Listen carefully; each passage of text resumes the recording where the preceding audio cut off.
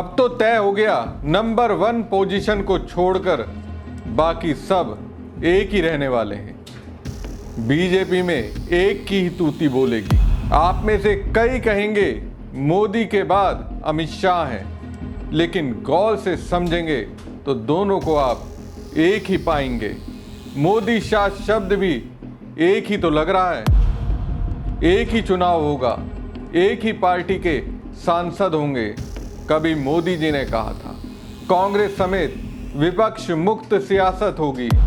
देश एक ही उद्योगपति को बढ़ावा देगा। अडानी अंबानी ये भी तो एक ही हैं, मतलब समझिए एक ही को प्रमोट किया जाएगा। अब भारत को नंबर 1 रखने को छोड़कर केंद्र से लेकर राज्य स्तर पर एक ही को प्रमोट किया जाएगा। 1 नेशन 1 पर्सन की पॉलिसी को आप प्राणायाम के जरिए भी समझ सकते हैं। नमस्कार दोस्तों, मैं हूं प्रवीण सानी। प्राणायाम में एक्सरसाइज की वैसे तो कई विधाएं हैं, उन्हीं विधाओं में से अनुलोम विलोम है। इसमें दाएं नाक बंद कीजिए, बाएं से सांस लीजिए, फिर बाएं बंद कीजिए, दाएं नाक से सांस छोड़िए। सांस लेने और सांस छोड़ने की इस प्रक्रिया से सेहत लबालब हो जाती है। प्राणायाम की ये प्रक्रिया बीजेपी अपनी शासन पद्धति में अब बड़ी गंभीरता से अमल कर रही है। देश के स्तर पर यह तो कई साल पहले ही शुरू हो चुकी थी। अब इसे राज्य के स्तर पर भी अमल करना शुरू कर दिया गया है। कहाँ चल रहा है उसे बताऊंगा। किसे 1 मैन 1 आर्मी बनाने का प्रयास हो रहा है, सब कुछ बताऊंगा। पहले प्राणायाम से निकले अनुलोम विलोम को शासन कैसे इस्तेमाल कर रहा है उसे समझिए। दरअसल बीजेपी शासन की ओर से एक टेंडर निकाला गया, जिसे लेकर 3 कंपनियों ने टेंडर भरा। अब तीनों कंपनियां एक नाम के जरिए अनुलोम विलोम करने लगी। बीजेपी की अगुवाई वाली सरकार कहने लगी, वाह क्या बात है। जैसे सांस अंदर ले जाने और छोड़ने को लेकर अनुलोम विलोम की प्रक्रिया होती है, वैसी टेंडर की ये प्रक्रिया चल रही है। दोस्तों, उत्तराखंड के मशहूर जॉर्ज एवरेस्ट स्टेट में एडवेंचर टूरिज्म को बढ़ावा देने के लिए दिसंबर 2022 में टेंडर प्रक्रिया निकाली गई। इंडियन एक्सप्रेस की रिपोर्ट में सामने आया कि इस टेंडर में 3 कंपनियों ने हिस्सा लिया था। तीनों कंपनियों में एक ही व्यक्ति पतंजलि आयुर्वेद लिमिटेड के सह संस्थापक और प्रबंध निदेशक आचार्य बालकृष्ण का हिस्सा था। मतलब कंपनियां 3 और मालिक 1 है ना। ये अनुलोम विलोम वाली प्रक्रिया ये इज ऑफ डूइंग बिजनेस का अद्भुत अद्वितीय उदाहरण है। सोचिए, अगर इससे ज्यादा टेंडर आता तो कितनी परेशानी हो जाती। अगर सबके मालिक अलग अलग होते तो कितनी दिक्कत होती। अपने आप में झमेला हो जाता, टाइम वेस्ट होता। गजब का रास्ता निकाला गया। बिजनेस एक हो तो एक ही व्यक्ति को चांस मिले। टेंडर में हिस्सा लेने के लिए कई कंपनियां आई, लेकिन मालिक हो सिर्फ एक। बीजेपी में अगर मोदी के रास्ते पर कोई चल रहा है तो मुझे लगता है वो है मुख्यमंत्री पुष्कर सिंह धामी। मैं तो कहता हूं उन्हें मोदी का उत्तराधिकारी घोषित कर देना चाहिए। दोस्तों, इस प्रोजेक्ट के तहत चुने गए ऑपरेटर को 142 एकड़ जमीन, 5 लकड़ी के हट, 1 कैफे, 2 म्यूजियम, 1 वेधशाला, पार्किंग, पैदल मार्ग और हेलीपैड की सुविधा दी गई।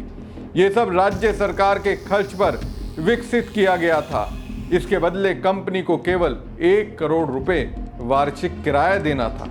रिकॉर्ड बताते हैं कि बालकृष्ण के पास प्राकृतिक ऑर्गेनिक इंडिया प्राइवेट लिमिटेड और भरवा एग्रो साइंस प्राइवेट लिमिटेड में 99% से ज्यादा की हिस्सेदारी थी। तीसरी company Rajesh aero sports and adventure private limited को टेंडर हासिल हुआ। बोली के समय बालकृष्ण के पास इस कंपनी में 25% हिस्सेदारी थी, लेकिन जुलाई 2023 में कॉन्ट्रैक्ट मिलने के बाद ये हिस्सेदारी बढ़कर 69% से अधिक हो गई। बाद में पतंजलि, रेवोल्यूशन और फिट इंडिया ऑर्गेनिक्स जैसी अन्य कंपनियों ने भी हिस्सेदारी खरीदकर बालकृष्ण की पकड़ और मजबूत कर दी। रामदेव और बालकृष्ण एक ही हैं, दो जिस्म एक जान है। तो ऐसे में सवाल उठता है, क्या ये टेंडर प्रक्रिया निष्पक्ष थी? टेंडर के नियम स्पष्ट रूप से कहते हैं कि बोली लगाने वाले सांठगांठ में शामिल नहीं हो सकते। गोदी मीडिया खामोश है, शायद लग रहा है कोई दूसरा गलत ना कर दे, इसलिए वो वन नेशन वन पर्सन के तहत सारी कंपनी भी उसी की है, हिस्सेदारी भी उसी की है और ठेका भी उसी का है। हालांकि देखिए, ढीठपना, सच्चाई सामने आई, फिर भी पर्यटन विभाग के अधिकारियों ने प्रक्रिया को पारदर्शी बताया।